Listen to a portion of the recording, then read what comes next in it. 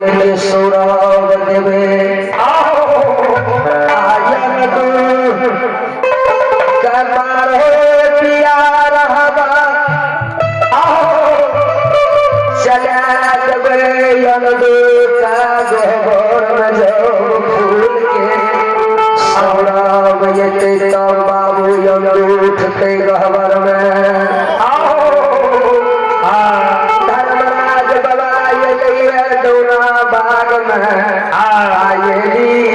चमेली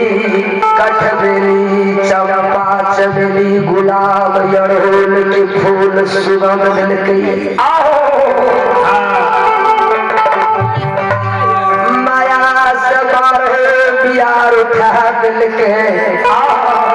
हमारे कुसुमा माली जे बेटा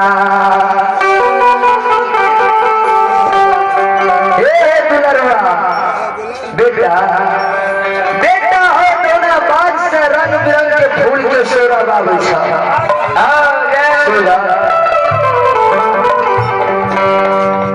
बेटा उठा धर्म गोबर में नींद बिरंग का तोड़ा बाबू हमको जब गहवर से उठले गहवर में उठले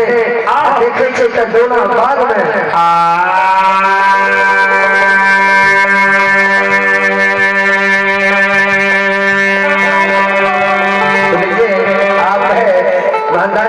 आप हैं भंडारी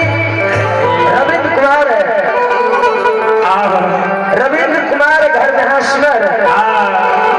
रविंद्र कुमार घर में हंसनर भगवान के दरबार में सभा की शान बड़ी उदार से शानदार 101 रुपया दान करके जय हो दानी महाराज की जय हो इनकर पूरी माता पिता की जय है इनकर पूरे समस्त परिवार की